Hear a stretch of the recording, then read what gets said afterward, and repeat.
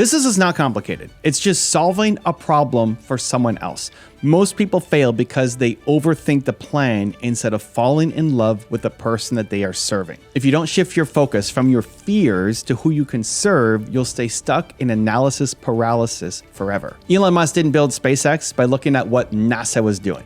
He looked at the physics. When he wanted to go to Mars, people said rockets were too expensive. They said a single rocket cost $65 million.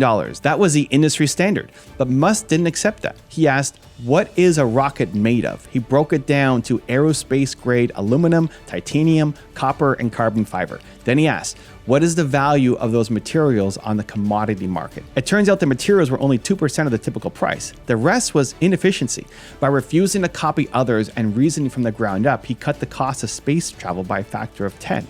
Now, I know this feeling because I lived it. When I was 19, I had a clear path to a safe, high-paying job at a bank. It was secure, it's what I thought I wanted, it's what society said was success, but I also had this crazy idea to join a biotech software company. Everyone told me I was insane to turn down the bank job. I didn't have experience, I didn't have funding, but I used what Jeff Bezos calls the regret minimization framework. I projected myself forward to age 80. I asked, will I regret trying this and failing? No. Will I regret never trying at all? Absolutely yes. I didn't want to be an old man wondering what if. So I turned down the bank, went to join the company, and we eventually grew to customers in 30 countries and got acquired. But you might be thinking, okay, Evan, I don't have a genius idea like Elon Musk, and I don't have the tech skills that you might have had at 19. But the truth is, you don't need to be a genius, and you don't need to have a degree or tons of experience. You just need to stop letting your lack of belief hold you back from seeing the simple truth of how business actually works. If you've been here before, drop a hashtag Believe in the comments below so I can feature you here in a future video. And if you're new, welcome to Believe Nation, the only channel that helps you believe in yourself daily, one video at a time. Believe.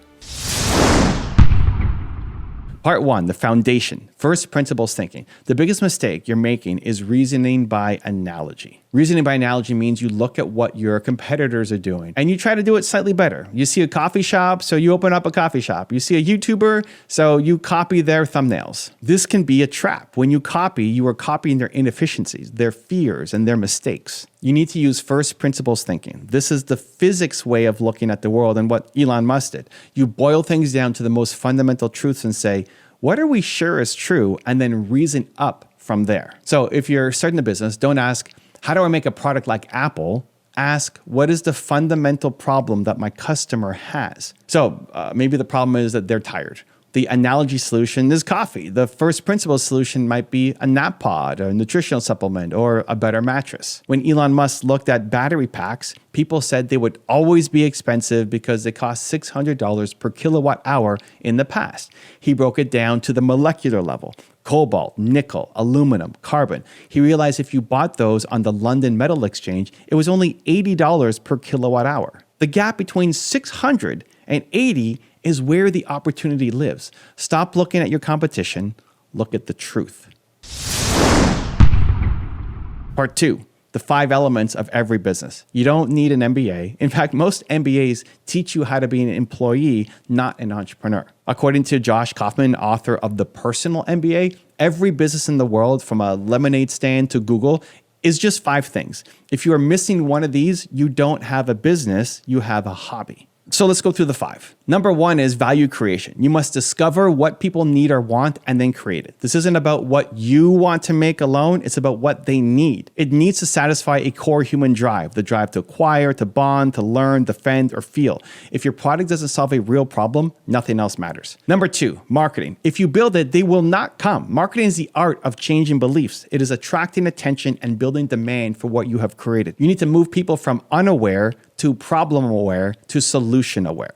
Number 3, sales. Marketing attracts them, sales gets them to commit. This is the process of turning a prospective customer into a paying customer. Sales is not about tricking people, it's about trust. It's about helping your prospect understand why your offer is worth paying for. Number 4, value delivery. You have to actually give them what you promise. This is where your reputation is built. If you sell a dream and deliver a nightmare, you're done. You need to exceed expectations. And number 5 is finance. You need to bring in enough money to keep going and make it worthwhile. You don't need to be an accountant, but you need to understand that if more money goes out than comes in, you are out of business. That's it. If you're struggling, one of these 5 things is broken. Diagnose it, fix it, move on. Part 3, strategy, the 7 powers. So once you have the basics, you need a strategy. Hard work is not enough. If you work 100 hours a week on a bad strategy, you will still lose to someone working 20 hours a week on a great strategy. Strategy is about power. Power is the set of conditions that create the potential for persistent differential results. So what does that mean? Power is what stops your competitors from stealing your profits. Hamilton Helmer identified 7 powers that build an enduring business. You don't need all of them, but you need at least one. So number 1 is scale economies. This is where you get cheaper as you get bigger. So think about Netflix. When they started making original content like House of Cards, they spent $100 million. That sounds like a gamble, but because they had millions of subscribers, the cost per subscriber was pretty tiny. A smaller competitor could not afford to spend $100 million on one show. Their size became their shield. Number 2, network economies. The value of the product goes up as more people use it. So think about Facebook or LinkedIn. If you leave Facebook, you lose your connection to some of your friends. If you start a new social network, it has zero value because there's no one there. This is why it's so hard to kill a network once it takes off. Number 3, counter positioning. This is my favorite for new entrepreneurs. This is where you adopt a new business model that your competitor cannot copy because it would hurt their existing business. So, example, you can look at Kodak, right? They invented the digital camera in 1975. They knew it was the future, but they made all their money selling film. If they pushed digital, they would kill their own film profits. They were stuck. They couldn't move. Or you can look at Vanguard. They introduced low-cost index funds. The big banks couldn't copy them because the banks made their money on high fees. If the banks lowered their fees to match Vanguard, they would lose all their revenue. So find a way to do business that makes your competitor afraid to copy you. Also, if you want to take real action after this video, I made a free worksheet just for you. It covers the top lessons from today, gives you space to write your biggest takeaways, and helps you build a simple action plan. It's 100% free. Just click the link in the description, go grab it. I'll see you there. Number 4, switching costs. Make it painful for your customer to leave, not by trapping them, but by integrating so deeply into their life that leaving is a hassle. So think about Apple. Once you have an iPhone, a Mac, an iPad, iCloud, switching to Android becomes a nightmare. You stay because staying is easier. Number 5, branding. Branding is not just a logo. It is the attribution of higher value to an objectively identical offer. So, example, Good Morning America did a test. They bought a diamond ring from Costco for $6,600 and a similar ring from Tiffany for $16,600. An expert appraiser actually said the Costco diamond was better quality, but people still pay $10,000 more for the Tiffany blue box. Why? Because the brand reduces uncertainty. You trust Tiffany. You don't trust Costco for romance. That trust is power. Number 6 is a cornered resource. This is having something no one else can get. It could be a patent, a location, or a team. Pixar had a brain trust of the best storytellers and animators in the world. Disney couldn't replicate it, so they had to buy them. If you have the best of something, you've cornered a resource. And number 7, process power. This is doing something so efficiently that no one can match you. So Toyota developed the Toyota production system. They were so confident in it that they actually gave tours to their competitors. They showed GM exactly how they built cars, and GM still couldn't copy them. Why? Because the process was embedded in the culture, not just the machines. It was learned by osmosis over decades. Part 4, the psychology, belief, and the who. You can have the first principles, you can know the 5 parts, you now have the 7 powers, but if you don't believe in yourself, none of it matters. Belief is the world's biggest problem. I believe everyone has Michael Jordan level genius at something, but we don't do it because we're afraid. We're afraid to fail, we're afraid of judgment, we're afraid to be seen, starting small, starting over. You have to realize that your purpose comes from your pain. Whatever you struggled with the most is what you are best equipped to help others with right now. I make videos for entrepreneurs because I was the struggling 19-year-old entrepreneur who needed help. I'm serving my younger self. When you focus on serving, the fear goes away. You stop worrying about how you look and you start worrying about how you can help. And stop obsessing about the how. How do I build the website? How do I get the funding? The how will always change. The how is flexible. You need to be stubborn on the why and the who. Who are you serving? Why does it matter? If you know who you're serving and why it matters, the how will present itself. You will figure it out. You will learn. You will partner. And money is a tool. It's important. You need oxygen to breathe, but you don't live to breathe. You need money to run your business, but you don't live for money. If money is your number one goal, you will quit when it gets hard, and it will get hard. If your goal is service, you'll keep going. You will find a way. Part 5, execution, getting started. So where do you start? You start by doing. You start by failing. You have to give yourself permission to produce garbage. My first videos were terrible. I was shy. I was sweating. I looked nervous, but I posted them anyway. If I waited until I was perfect, I would never have started. People say that good is the enemy of great. So if you stay in your comfort zone doing what you're good at, you will never find what you could be great at. You don't need to quit your job today. You don't need to mortgage your house. You can start with 30 minutes a day. You can start by solving one problem for one person. Start small, but start. The only difference between you and the people you look up to is that they started and they kept going when everyone else quit. You have a genius inside of you. You have a problem that you can solve for the world. Don't let the how stop you. Don't let the fear stop you. Use the principles. Build the 5 parts. Find your power. And most importantly, believe. If you're feeling bold, if you're feeling powerful right now, that's a signal. Follow that feeling. Take the next step. And congratulations, you're one video closer to who you're meant to be. Believe. Now let's learn how you can turn your hobby into a career. Keeping your passion as just a hobby is a waste of your potential. Think about it. Most people, they slave away to jobs that they hate, suppressing the things they love. No wonder they feel stuck and unhappy. If you never act on your passion, you risk waking up at 80 with nothing but regret. The regret of knowing that you never even tried. Take Walt Disney as an example. Walt started out drawing cartoons for fun, sketching animated figures in his spare time. At 18, he landed a job as a cartoonist, but he wasn't satisfied with just drawing for someone else. He had a bigger vision. He turned his doodles into an empire, starting his own studio and growing it into the Disney we know today. Imagine if Walt had played it safe and kept art as a side gig. We might not have Mickey Mouse, no Disneyland, none of it.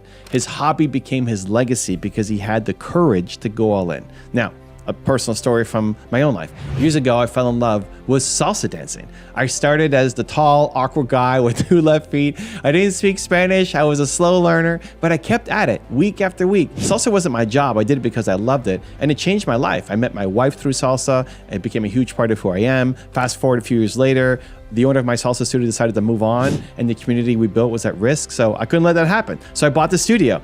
Yeah, a guy who started as the worst student in class ended up owning Canada's largest salsa dance studio. Why? Because salsa was more than just a hobby. It was a passion that I was willing to invest in. And that little hobby now impacts tens of thousands of people, even doubles as my film studio for my videos during the day.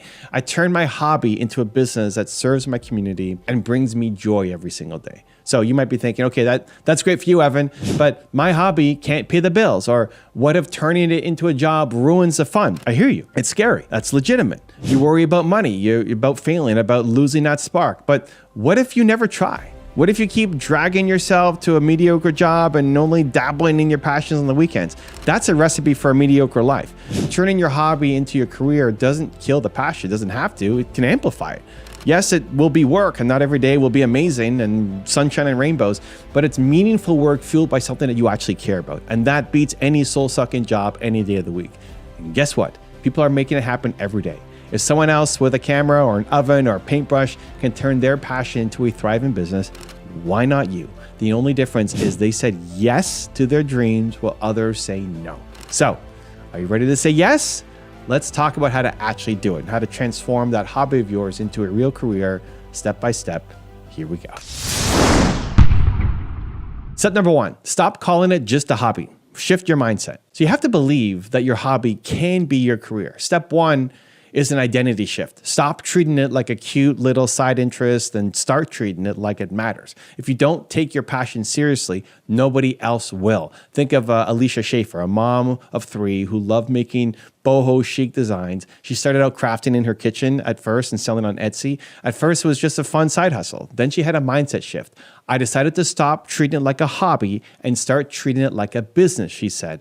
The result, she became Etsy's top seller, pulling in as much as $60,000 to $80,000 a month with her handmade products. That happened because she believed her hobby was worth something and committed to it like a professional.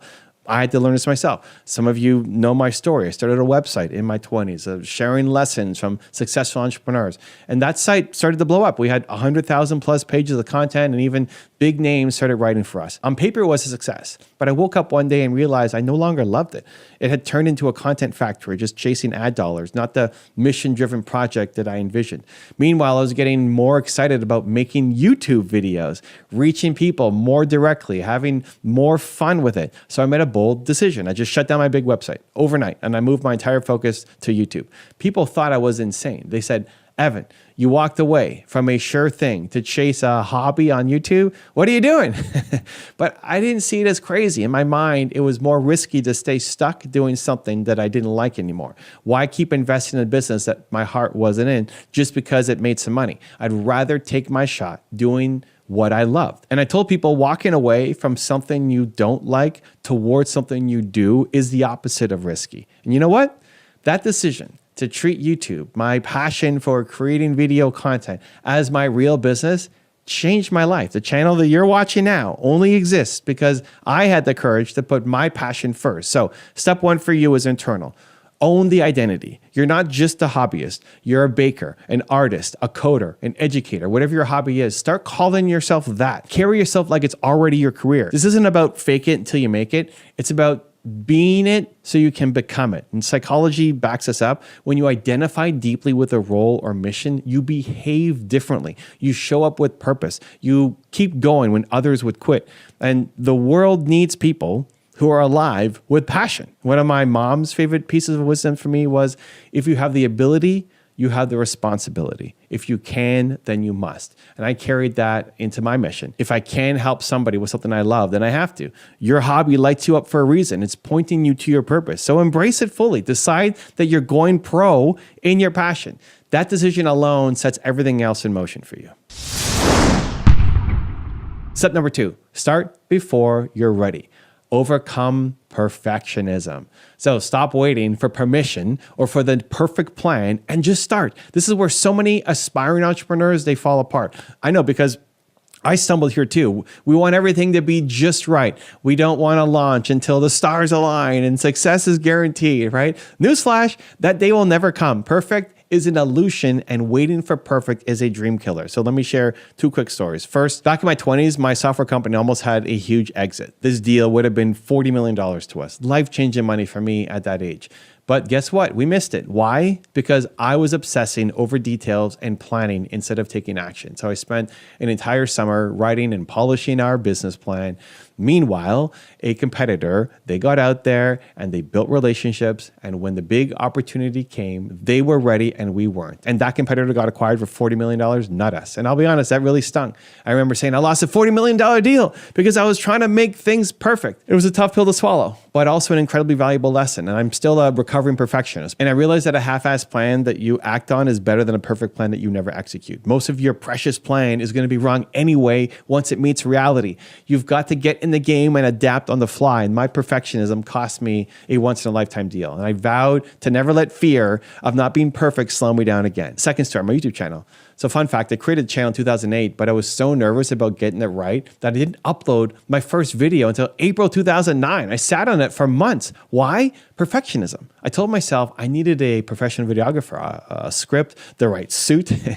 And I did all that for my first video. It took me an entire day to record I forget how many minutes video because I kept overthinking every line. I was so stiff and unnatural, trying to be perfect, and looking back, it's cringy, but I posted it. And you know what? I had 3 comments in the first year, my mom, my older sister, and some random person. But that experience taught me just to press record and post, even if it's ugly. If I hadn't broken through that perfectionism, I'd probably still be sitting here planning my perfect video instead of having 10,000 videos and 4 million subscribers. So I call myself a recovering perfectionist now because that tendency never fully goes away. You just learn to override it with action. So I want you to override your perfectionism starting today. Start before you feel ready. Launch an Etsy shop, even if your product line isn't 100% polished. Post that video, even if your video could be better. Tell your first 5 clients that you are open for business, even if you're still figuring things out. Yes, you might stumble. It will definitely be messy, but you'll learn more from one real step forward than 6 months of theory crafting in your living room. Psychologists even have a term for getting stuck in planning mode: analysis paralysis. You think you're being diligent, but really you're just procrastinating because you're scared. So let's call it what it is. Perfectionism is just fear in fancy shoes. You're afraid of being judged or failing, so you dress it up as I'm not ready yet. So I'm giving you a loving kick forward right now. You are ready enough. You don't need to know everything to begin. You'll figure it out as you go, I promise. Action creates clarity. As you start, you'll refine your strategy in real time. The big company you admire, they started in a garage with a clunky prototype. My first videos were terrible, but you can't get to video number 100 without making a few awkward ones first. So get version 1.0 out there. Embrace the motto, progress over perfection. Your mantra is launch and then adjust. This is how every successful entrepreneur turns a hobby into a career. They start. They launch that Etsy shop, the YouTube channel, the small weekend catering gig. It might flop or it might fly, but either way, you learn and you move forward. As the saying goes, you don't have to be great to start, but you have to start to become great. So do it now, do it imperfectly, but do it. Step number 3, share your passion and ask for help. Don't go it alone. Turning your hobby into a business is hard, but doing it alone is almost impossible. You need to build a support network around your passion. So that means sharing your journey. It means connecting with others. It means asking for help when you need it. And this step is both practical and mental. Practical because opportunities come through people. Mental because it forces you to shed the lone wolf mentality that might be holding you back. And I'll admit, this is a tough one for me. I still have a hard time asking for help. I'm an introvert. Reaching out is not my natural tendency. And especially in the early days of my startup, I was too embarrassed to tell anyone that I was struggling. I was making $300 a month, felt like a complete failure. But I kept it all inside. I thought I have to figure this out on my own. And that was a huge mistake. I've said it before, I'll say it again.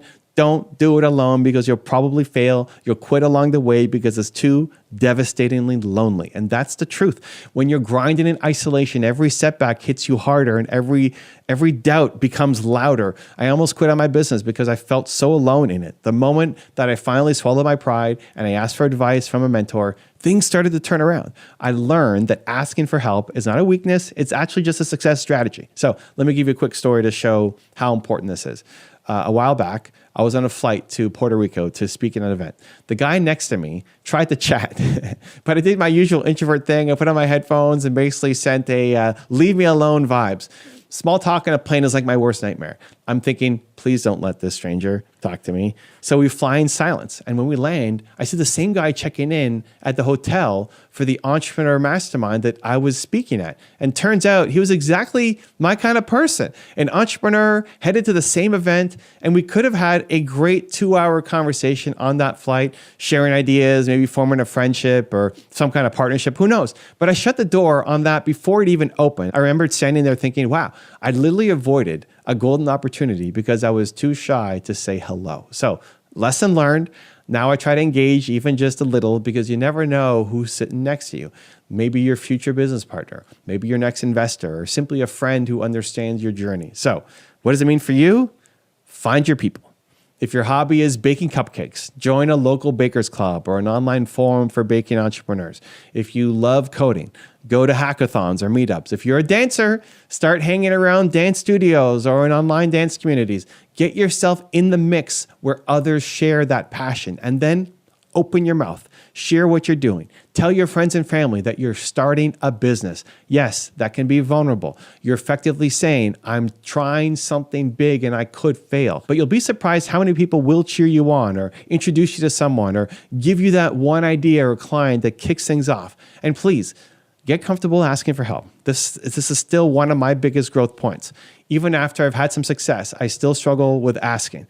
But funny story, a few years ago, a friend of the channel, Brendan Burchard, invited me to his mastermind at his house. And I walk in and I'm surrounded by all these legends, people that I look up to, and part of me feels like I didn't belong. And at one point, Brendan noticed that I was being quiet and he called me out in a kind way. And he said, Evan, you give so much to people, you gotta make sure you come up with an ask. What do you need help with? And he pushed me to receive, not just to give. And that was uncomfortable for me, but I did it. And I asked that group for advice on growing my YouTube channel and on my book and dealing with some self-doubts that I had. And guess what? The feedback I got was pure gold.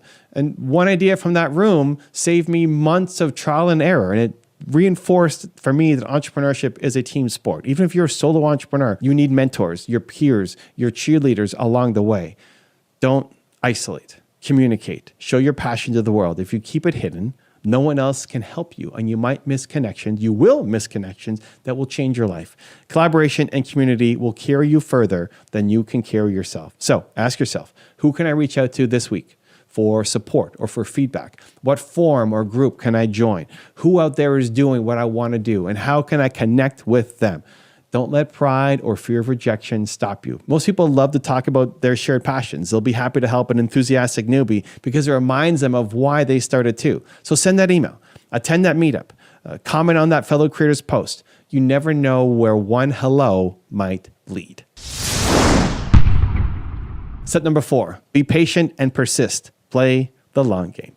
Turning your hobby into a full-fledged career will take time. There's almost no way around this. The overnight success is a myth. Most overnight successes were grinding in the dark for years. So commit to the long game. That means staying patient and, more importantly, staying persistent when your progress is slow. So reality check from my own journey. People see my YouTube channel now with the millions of subscribers, etc., and think I have some sort of magic touch. They don't see that for years I was shouting into what felt like the void. It took me 5 years on YouTube to crack 2,000 subscribers, 5 years of what some would consider a failure of a number. But in another 5 years, I got to 1 million. But that's a decade of work to get to what creators can potentially get in a year. And in the first few years, my subscriber growth was so slow that I thought I'd be 90 years old before I'd ever get a gold play button. I remember uploading videos, I got 30 views and 50 views. And it's hard not to compare yourself to others when they're blowing past you. But I just had a mindset shift that saved me. I stopped obsessing over the numbers and started celebrating the people. I told myself, okay, 50 people watched this video, but 50 people took the time out of their day to hear my message. Imagine I was giving a speech at a local library and 50 people showed up to listen. I'd be thrilled. And so that perspective changed everything. I started focusing on who I was serving instead of who I wasn't. So instead of feeling like, oh, only a few dozen views, I felt grateful and energized to help those few dozen people. I focused on serving the audience I did have, not the audience that I didn't. And slowly those 50 turned into 100 and then 1,000 and then 1,000,000. And what kept me going in the dark days was purpose and love for the process. So I generally enjoy making videos. And I was on a mission to solve a problem that I struggle with myself, lack of belief. And mentorship for entrepreneurs. Even when the external rewards were small, the internal rewards were there. I was growing, I was learning, I was getting better in my field, my craft, the videos. You must find that same well of patience and persistence. Expect that the first year or two might be slow. That's normal. It's okay. Do not quit your passion just because it's not printing money immediately or because your Etsy shop only got a few sales in your first month. If you truly love it and you see even a glimmer of impact, keep going. Adjust your approach maybe, but don't give up on the whole game. I'll give you an example from my own persistence. My salsa business partner, Alex. When Alex started as a dance student at my studio, he was awful. I mean it. The guy was the worst student in the class. And we have a system for if you're not ready to move to the next level, you get held back to repeat the level. Now, it's actually pretty rare. Like almost nobody gets that. Less than 1% of students ever get held back. But Alex was held back at almost every level. Can you imagine that? Most people would have been so embarrassed they quit after the first time. But Alex loved dancing. He didn't care if he wasn't a natural. He kept showing up. He actually thanked us for holding him back because it meant that he could continue to improve on his fundamentals of dancing. And that mindset with Blue Area was awesome. Fast forward, after being our most persistently terrible student, Alex eventually improved. He started assisting classes, then teaching. And today, Alex is our head instructor who helps run the dance studio. He had a career in sales and he left it to pursue dancing. Talk about turning a hobby into a career. He literally went from the worst in the class to leading the entire school. How? Through grit, through showing up, even when it was hard and humbling. That's the power of persistence. And science backs this up too. Psychologists have a term, grit, coined by Angela Duckworth, which is basically the mix of passion and perseverance. Studies have shown that grit, which is just sticking with something that you care about over the long term, is a better predictor of success than talent or IQ. What does that mean? It means that if you're consistent and you keep improving, you can surpass the naturally talented people who just give up early. Consistency beats intensity every time. I take the everyday hustler over the 1 week genius any day. So commit to a process. Give yourself time to succeed. I'm not saying quit your job tomorrow and live in your car while you wait for your hobby business to bloom, right?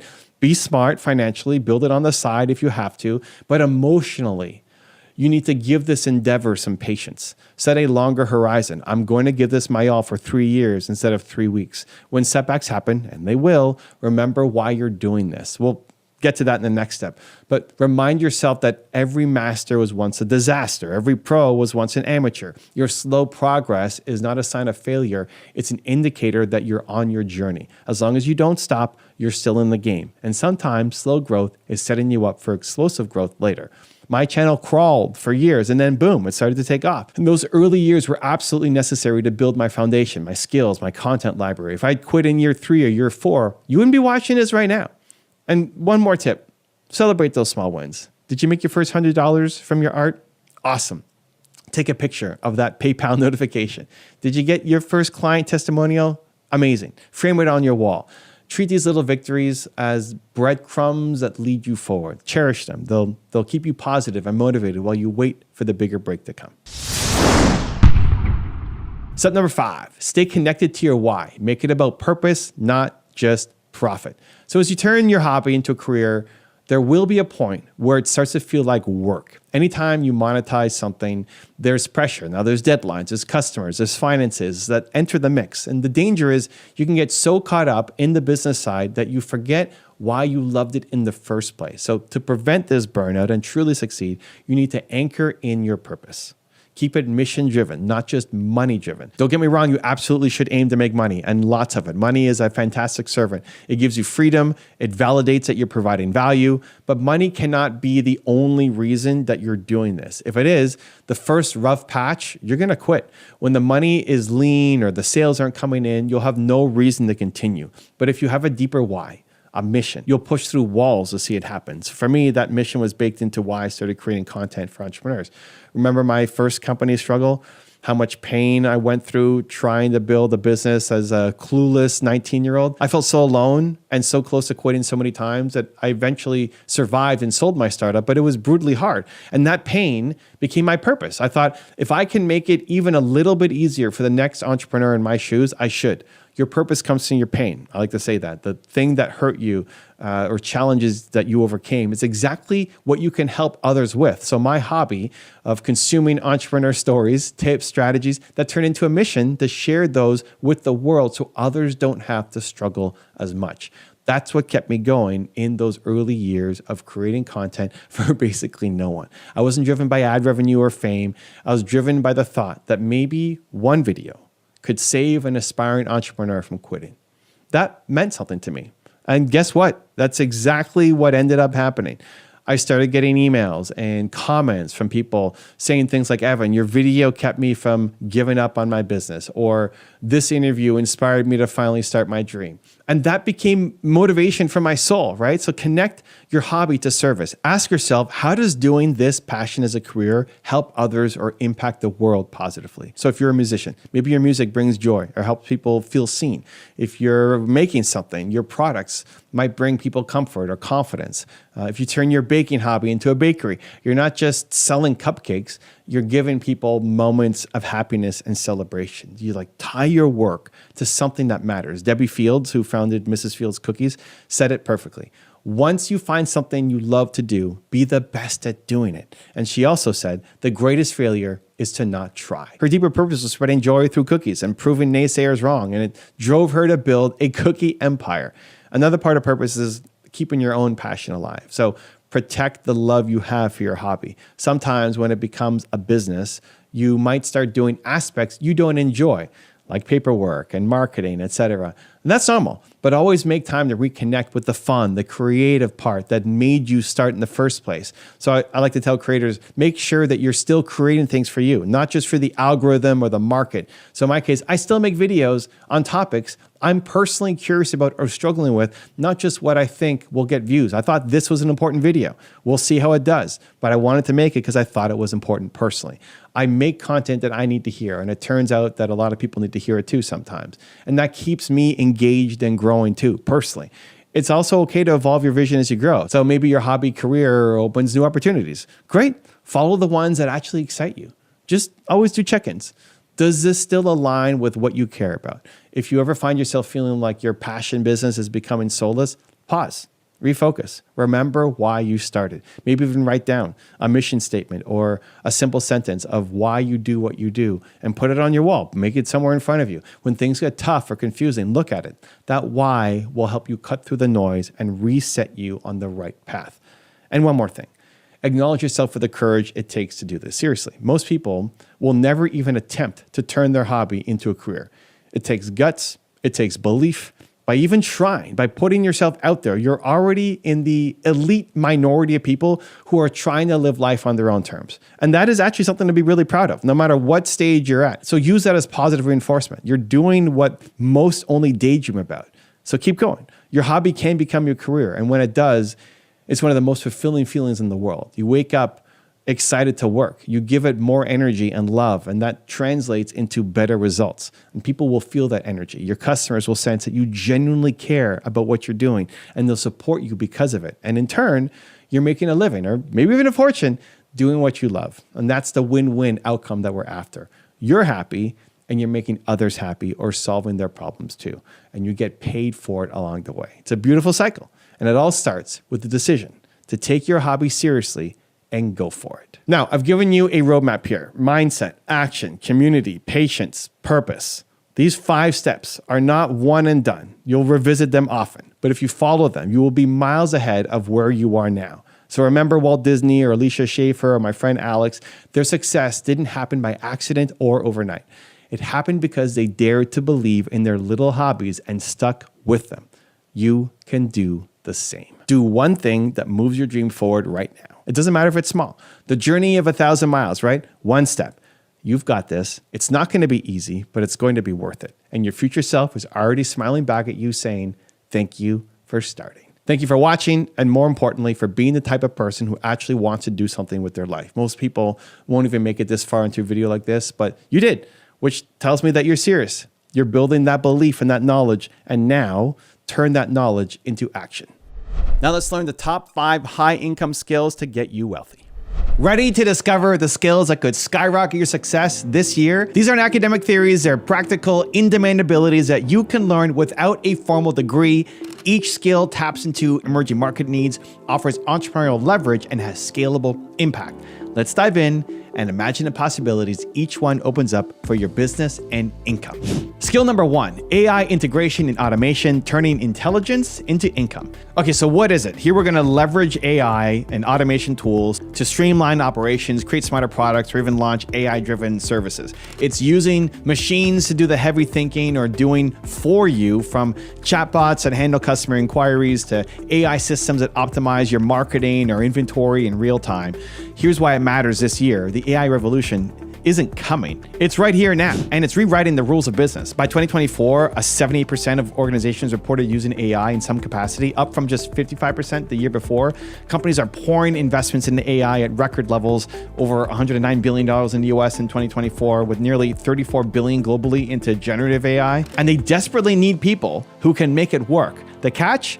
There's a huge talent gap. 94% of business leaders say they face AI-related skill shortages on their teams, with 1 in 3 reporting massive gaps in critical AI roles. What does that mean? Demand is way bigger than supply, and that means opportunities for you. Entrepreneurs who are AI savvy can step in and command premium prices for their solutions. This isn't just for tech companies either. From healthcare to finance, AI is being woven into daily operations. Even the FDA has approved hundreds of AI-enabled medical devices, and self-driving cars are logging thousands of rides right now. The world is racing to adopt AI, and those who can ride that wave stand to reap huge rewards. So, how can entrepreneurs profit? Think of AI as a force multiplier for your business. An entrepreneur with AI skills can automate super boring processes, freeing up time to scale faster. You can make smarter products with better features. You can offer AI consulting and integration services to companies who are willing to pay for help.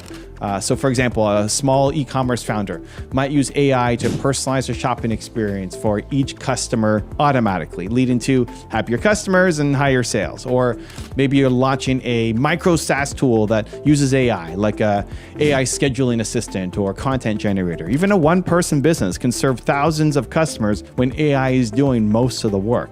The evidence is everywhere. Companies using AI report higher productivity and lower costs, and many have seen AI-driven projects boost their bottom line. One entrepreneur created an AI-powered copywriting service and landed hundreds of clients globally, essentially earning money 24/7 as the AI works for them. The key is that AI is practical and learnable. With countless online courses and tools, you can start applying AI even if you're not a programmer. Many AI platforms are actually plug and play. So this year, knowing how to harness AI is like having a superpower. It's not just about efficiency, it's about unlocking new income streams. From automating your marketing to building the next ChatGPT-like app for a niche industry, AI integration is a skill that can pay off almost immediately. So embrace it and you ride the biggest tech wave of our era straight towards profit. Now, AI might be the brains, but data is the backbone. So next, let's look at the skills that turn raw numbers into gold. Skill number 2, data analytics and business intelligence, profiting from big data. Okay, so what is it? It's the skill of collecting, analyzing, and drawing smart insights from data to drive business decisions. So data analytics is like having X-ray vision for your business. It lets you see the patterns and trends that normal people's eyes would miss. So business intelligence, or BI, goes hand in hand, focusing on those who are using insights to make strategic calls. This skill isn't about math genius. It's about knowing which numbers matter and how to translate them into action. So why it matters right now in this year, we live in a world that has tons of data. Every click, every purchase, every interaction, it can be tracked, but few people know how to turn that ocean of information into actual real value, and that's where you can come in. Companies have realized that gut instinct isn't enough. 81% of businesses now believe data should be at the heart of all decision making, and they're willing to pay handsomely for those who can deliver results. Why? Because data-driven businesses simply perform better. They're more productive and more profitable on average than their less data-savvy peers. Companies that truly embrace analytics have seen efficiencies boost as high as 60 to 80% in operations. It's not just about giant corporations. Even small startups benefit when they can quickly identify which product feature is a hit or which marketing channel brings the best ROI. And this is a very clear trend. The global big data analytics market is massive. It's over $270 billion in value and still growing. And there's a shortage of professionals who can wrangle data effectively. Executives are literally hungry for insights. A recent survey found 88% of business leaders rank data analytics as a top priority for upskilling in their organization. So this year, being fluent in data is like having a secret weapon in your market. You base decisions on facts, not guesses, which is a recipe for winning. So how can entrepreneurs use it? Data analytics can make you rich in two ways. First, by applying it to your own business. You can pinpoint your most profitable customers. You can find inefficiencies to cut. You can test pricing strategies with actual hard evidence. For example, Netflix famously used data analytics to save $1 billion a year by recommending exactly what viewers wanted. So imagine bringing that kind of insight into your business decisions.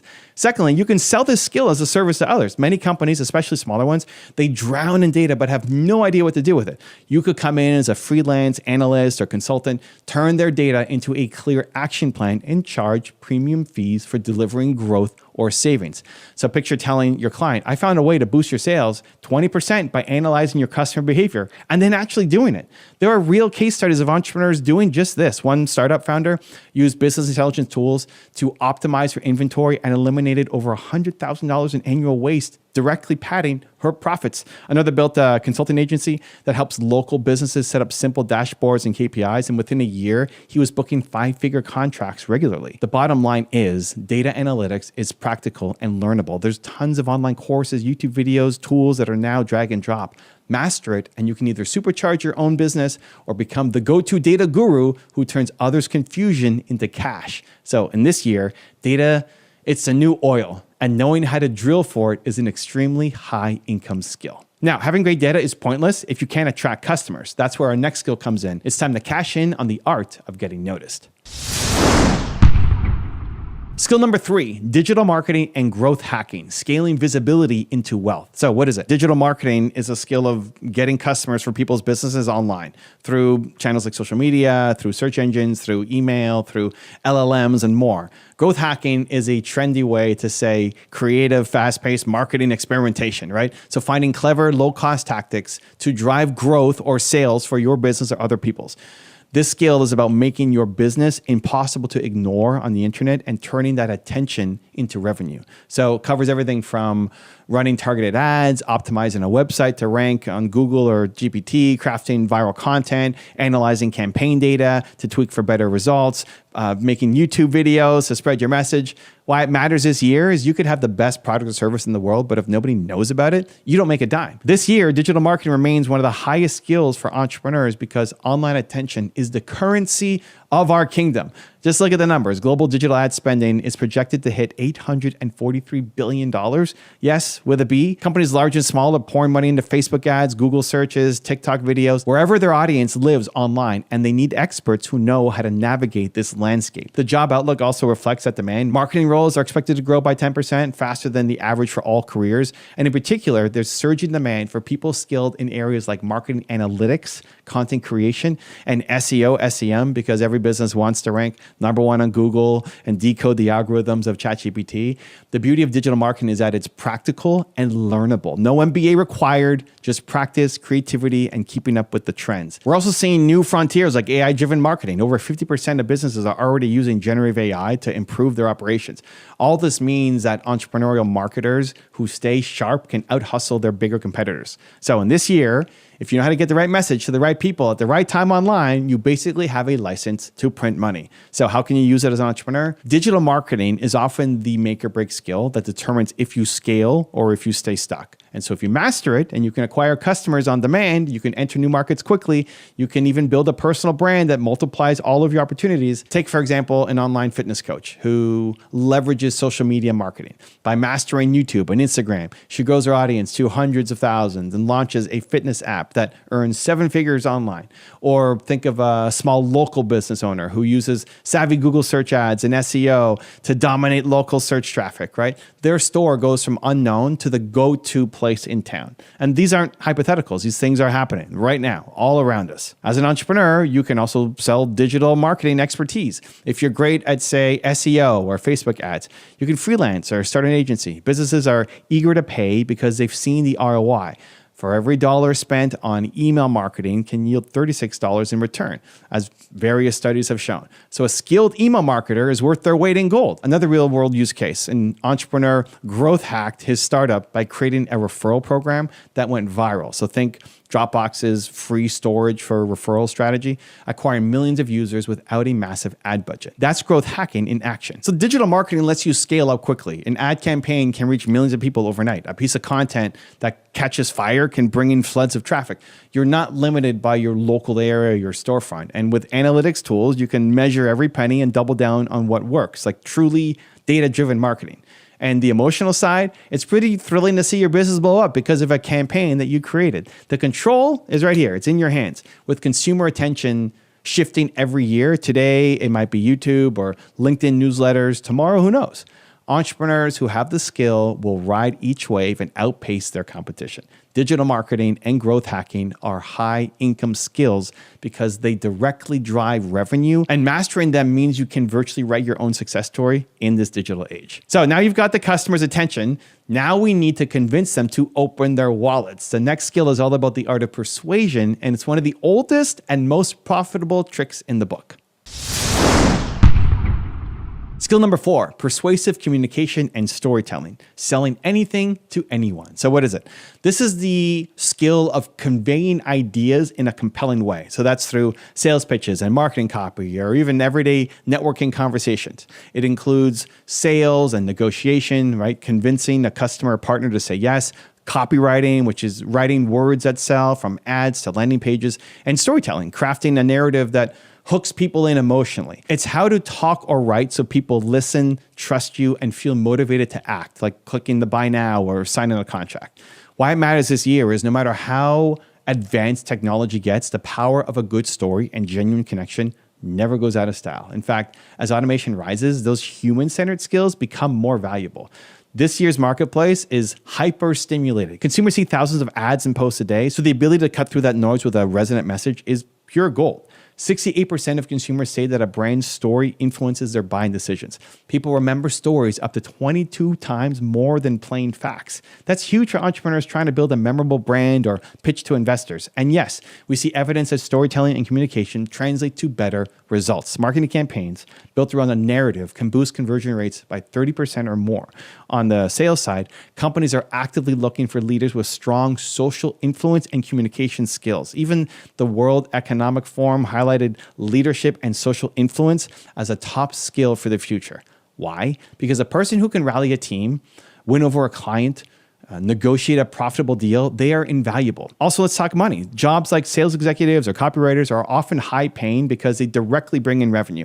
A top performing tech sales rep, for example, can earn a six-figure base salary plus another six figures in commissions. Copywriters who crack the code of persuasion are similarly rewarded. Many freelance copywriters charge $100 plus an hour, and businesses happily pay because one killer sales page or email sequence can generate hundreds of thousands in sales. Words are powerful, and this year, those who can wield that power expertly will find that it translates into serious income. So how can you use it as an entrepreneur?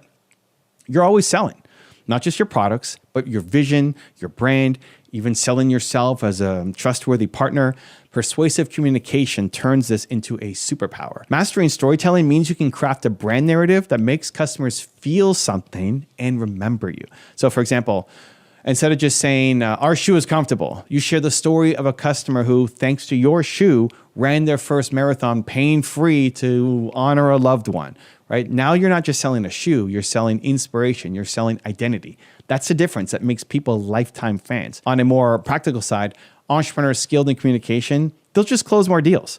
So imagine you're negotiating with a supplier or an investor. If you can clearly articulate your value and persuade them effectively, you'll likely get better terms. Maybe tens of thousands saved or gained in one conversation. If you sell services or high-ticket products, strong sales techniques like consultative selling or solutions-based selling is key.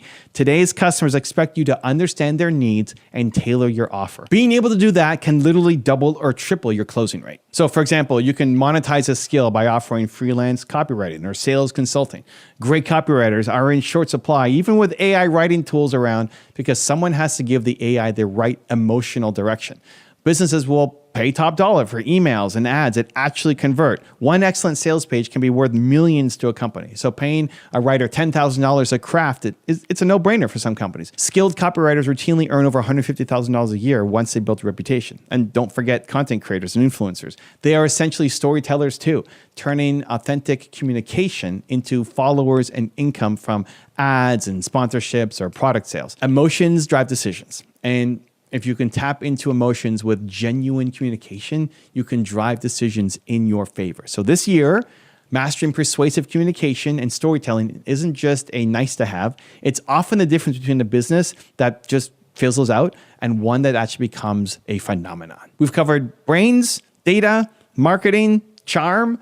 Our final skill might not sound as glamorous, but it's a massive moneymaker in today's world. It's all about protecting the wealth that you're building, and it's an area where demand is exploding.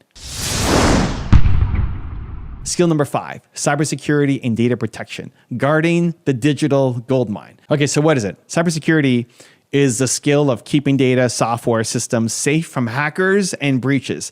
It's being the digital bodyguard for businesses. This includes understanding how to prevent attacks, so think malware, phishing, ransomware, knowing how to plug vulnerabilities in networks or websites, and making sure that companies follow best practices so sensitive information like consumer data is not stolen or compromised. It's deeply technical for those who specialize, but at a high level, it's very learn by doing, problem-solving field, and you don't need a PhD to get good at it, just solid training and experience and a curious mind. Data protection goes hand in hand, so think dealing with proper handling and compliance, like the laws of the land.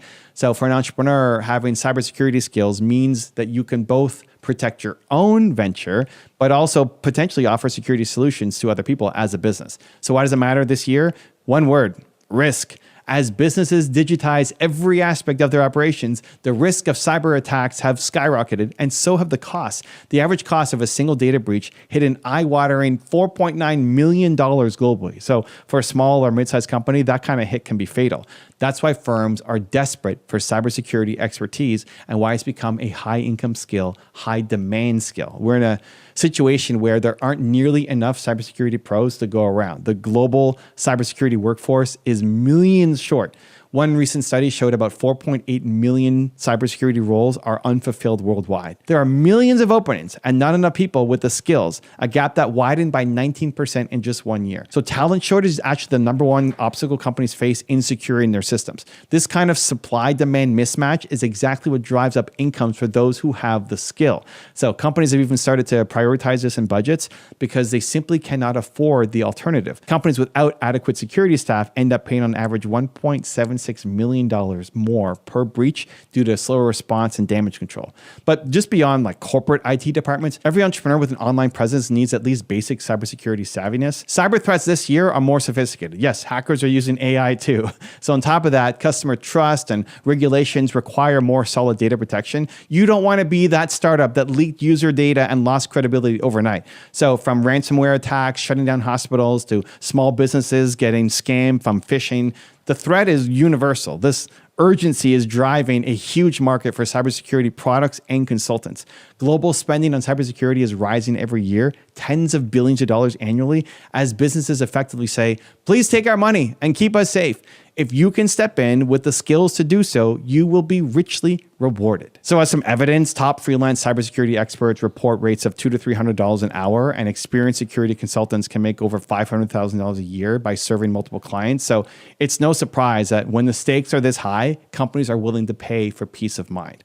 So how can entrepreneurs use it? If you're building your own company, cybersecurity skills are like an insurance policy and a selling point. You can save a ton of money by implementing security measures yourself instead of hiring some expensive firms, and avoid disaster that could derail your business. But also, being more security-minded from day one can be a competitive advantage. You can use that in your marketing. Customers and partners will feel safer dealing with you. So for example, an e-commerce entrepreneur who knows how to secure their payment systems and protect customer data not only avoids costly breaches, but can market their store as ultra secure, which gains more customer trust and extra sales in an era of privacy concerns. On the other side, cybersecurity is also an amazing service and a business opportunity.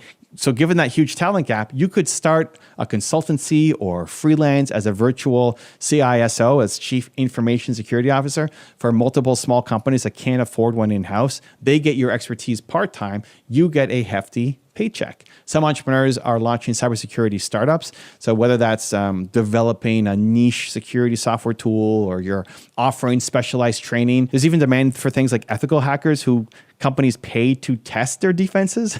We've seen solo consultants charge retainers in the thousands per month per client just to be on call for security incidents. And with new data privacy laws popping up all the time, like Europe's GDPR and others, businesses are scrambling for guidance, which is another avenue for advisory services you could offer if you're well-versed in compliance. So the key point is this: threats are growing and talent is scarce. If you equip yourself with this skill, you become part of a highly sought after elite group of people. Not only can you command higher fees because preventing a multi-million-dollar breach is essentially worth a high payout, but you also carry the confidence that you can protect the empire that you're building to. In a time where a single hack can wipe out years of effort, the entrepreneurs who understand cybersecurity will safeguard their wealth and even turn security into a profitable service for others. It's truly a high impact, high income skill for today's age. So each of these 5 skills, AI integration, data analytics, digital marketing, persuasive communication, and cybersecurity, hits the sweet spot of being practical, learnable, and immediately valuable this year. They align with the biggest technology shifts and market needs that we are seeing right now. AI is everywhere. Data is the king. Online growth is non-negotiable. Human connection still seals a deal, and security underpins it all. The best part is you don't need a fancy degree to get started with any of these. There are YouTube videos, boot camps, online courses, communities for each skill that you can start learning right now. Entrepreneurs who invest time in mastering even 1 or 2 of these will position themselves to generate wealth in the short term. We're talking within a year or 2, not decades, and it's all backed by trends and numbers that I've already cited throughout this entire video. The market is hungry for these abilities. So ask yourself, which of these skills speaks to you right now? The entrepreneurs getting rich this year aren't necessarily the ones with the most funding or the fanciest ideas.